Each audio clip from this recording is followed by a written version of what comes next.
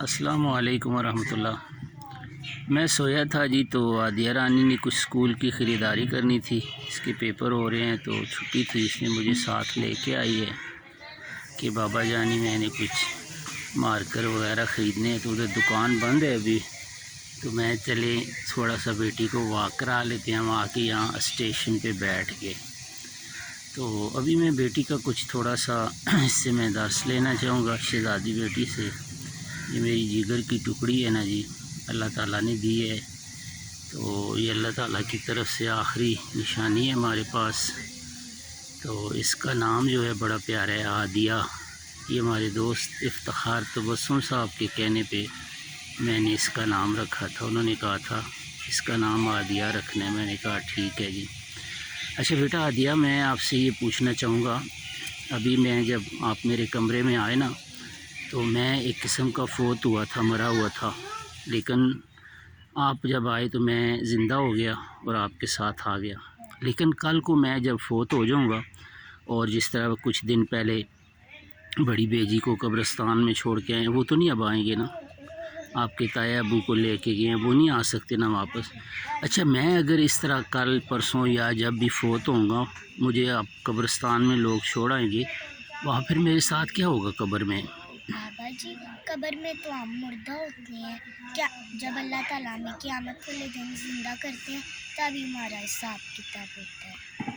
بیٹا آپ کہہ رہے ہو کہ جب ہم فوت ہو جاتے ہیں، اور یہ بات تو آپ نے کئی سال پہلے، آپ بہت چھوٹی سی تھی نا، تو اس وقت بھی کہی تھی آپ نے، یہ ذرا صاف کریں آنکھ کو، یہ بات تو آپ نے مجھے اس وقت بھی کہی تھی جب آپ بہت چھوٹی تھی۔ تو اب مجھے بیٹا یہ بتائیں، دنیا تو اس بات کو نہیں مانتی ہے، پوری امت جو مسلمان ہیں نا، مرد عورتیں عالم عالمہ، وہ کہتے ہیں قبر میں آدمی زندہ ہو جاتا ہے، تو میں اب کیا میسج دوں ان کو آپ کی طرف سے، وہ کیا کریں؟ پھر تو ان کو پورا قرآن پاک ترجمے کے ساتھ پڑھنا ہوگا، تبھی ان کو اصلیت سمجھ آئے گی۔ ٹھیک ہے بیٹا، آپ کہہ رہے ہو کہ اللہ کرے یہ میسج، اللہ کریم سے دعا ہے کہ بہت لوگوں تک پہنچ جائے، مردوں عورتوں تک، اور وہ عادیہ کی اس بات کو ذہن میں رکھیں۔ عادیہ رانی یہ بتا رہی ہے، میری بیٹی، آپ کی بیٹی آپ کو یہ بتا رہی ہے کہ آپ کو پورا قرآن کیسے پڑھنا ہوگا، تلفظ کے ساتھ یا ترجمے کے ساتھ؟ یہ کہہ رہی ہے ترجمے کے ساتھ پڑھیں، یعنی آپ کو سمجھ آئے کہ قرآن میں شروع سے لے کر آخر تک اللہ تعالیٰ نے کتنی زندگیوں کا ذکر کیا ہے؟ دو زندگیوں کا، یعنی دنیا اور آخرت، دنیا اور آخرت۔ عادیہ کہہ رہی ہے جی کہ دنیا اور آخرت کی زندگی ہے۔ میں اللہ تعالیٰ کا شکر ادا کرتا ہوں کہ اللہ تعالیٰ نے ایک تو وائف بھی مجھے اتنی اچھی دی کہ وہ مدرسے کی حالانکہ فارغ تھی، فارغ تحصیل، اور اس کا بھی پہلے یہی عقیدہ تھا عام مسلمانوں کی طرح کہ قبر میں انسان زندہ ہو جاتا ہے۔ میرے استاد محترم امتیاز عثمانی صاحب کی کتاب گھر میں پڑھی تھی، شادی کے بعد میں نے ان سے کہا کہ چلیں تھوڑا سا مطالعہ کرتے ہیں، میں آپ کو کچھ اس زندگی کے متعلق بتاتا ہوں۔ میں نے چند صفحے پڑھے، کیونکہ وہ ماشاءاللہ ایف اے بھی کیا تھا، وہ صرف ملوانی نہیں تھی، اس کے پاس دنیاوی تعلیم بھی تھی۔ عادیہ کی ماں نے مجھے کہا کہ بس کریں جی، اس نے مجھے روک دیا۔